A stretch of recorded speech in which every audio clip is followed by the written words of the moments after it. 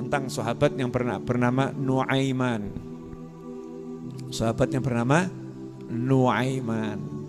Di Majlis Ar-Raudhah ada nih yang mirip seperti ini ada. Ada yang mirip wataknya, mirip sahabat ini ada. Di Majlis Ar-Raudhah. Nuaiman. Nah, Nuaiman ini sahabat yang lucu. Lucunya luar biasa. Dan isengnya pol. Jangan ditiru ya. Nah, ini karena dia nggak pakai mikir-mikir. Sifatnya itu polos dari hati. Suatu ketika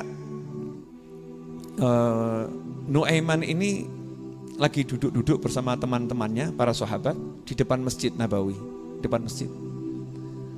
Dudukan gitu. Datang badui, orang dari dusun, naik ontanya gemuk. Ya, naik ontanya gemuk. Pengen ketemu Nabi Muhammad SAW. Maka ontanya diparkir di depan masjid, di tali, di pohon gitu kan, parkir. Kemudian dia masuk, menemui kanjeng Nabi Muhammad SAW. Nah, ngobrol lah nih Nuaiman dengan sahabat-sahabat. Para sahabat ngomong pada Nuaiman, iya, itu ontanya gemuk itu. Ontanya gemuk. Sembelih saja, nanti kita makan. Dagingnya kita makan. Lumayan onta gemuk. Sembelih nanti dagingnya kita makan. Tenang. Paling pol nanti diganti rugi sama Nabi SAW. Ya, pol nanti Rasulullah yang ganti rugi. Akhirnya Nuaiman karena didorong nih, diprovokasi nih ya sama teman-temannya.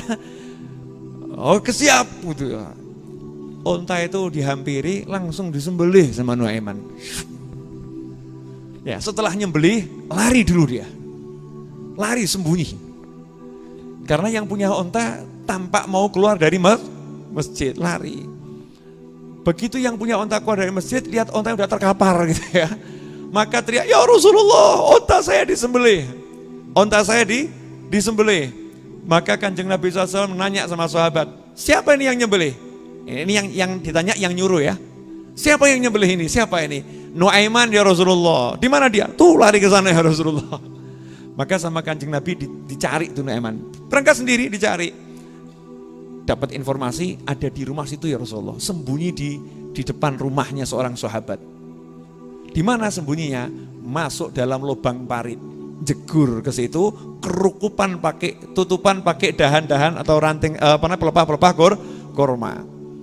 Nah, di situ ada sahabat lain yang tahu Nuaiman itu sembunyi di situ, tahu dan tahu kanjeng Nabi SAW nyari. Maka dia nunjuk ke lubang tadi sambil teriak, ya Rasulullah, saya nggak tahu Nuaiman di mana ya Rasulullah. Saya nggak ngerti Nuaiman di mana, tapi sama gini. Saya nggak tahu ya Rasulullah, Nuaiman ada di mana? Saya nggak tahu ya Rasulullah. Maksudnya biar Nuaiman merasa tenang ya, padahal Rasul lagi berjalan menghampiri ke situ. Nah, ketika Nuaiman sudah merasa tenang begitu, tiba-tiba Rasulullah membuka apel pah korma tadi, kemudian ketemu nggak mau ketangkep, ini dikeluarkan. Ditanya sama Rasulullah, ini siapa? Kamu nih kenapa kok nyembelih onta tamu saya gitu kan ya, bil makna? Maka jawab, ya Rasulullah, yang nyuruh ya, yang ngasih tahu jenengan saya di sini, ya itu orang yang nyuruh. Yang nyuruh ya sahabat-sahabat itu yang ngasih tahu saya yang nyembelih, ya itu yang nyuruh saya nyembelih.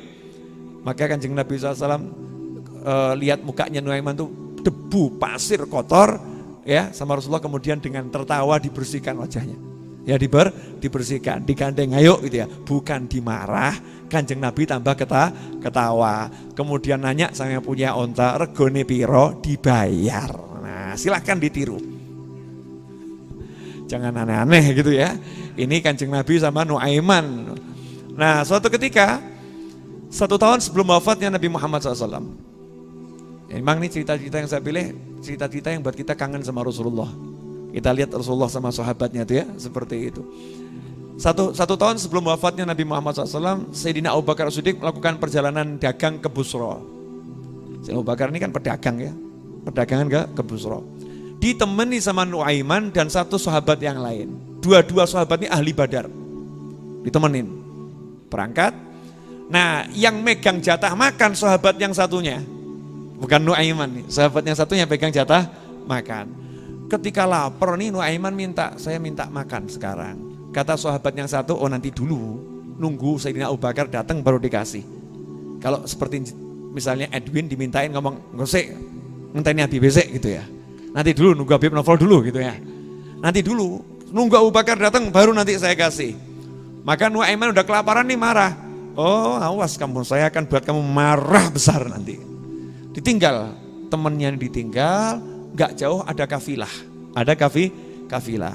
Nuaiman pun mampir ke tempatnya kafilah tadi kemudian ngomong, kalau bahasa kita, friend, saya mau jual budak, mau beli enggak? Budaknya waras, seger, pinter ngomong, cerdas orangnya. Cuman ya itu karena pinter ngomong, dia tuh enggak pernah mau dibilang budak, maunya majikan dia. Harganya berapa? 10 ekor onta. Deal, mana orang itu tuh, sana itu. Deal, sepakat. Bawa 10 onta sama Nuaiman pergi. Ya, pergi. Nah, kafilah ini kemudian menghampiri temennya Nuaiman ini ya. Dihampiri kemudian dipegang. Sini, kamu budak saya ini bukan budak, saya merdeka. Tuanmu udah bilang kamu memang seperti itu.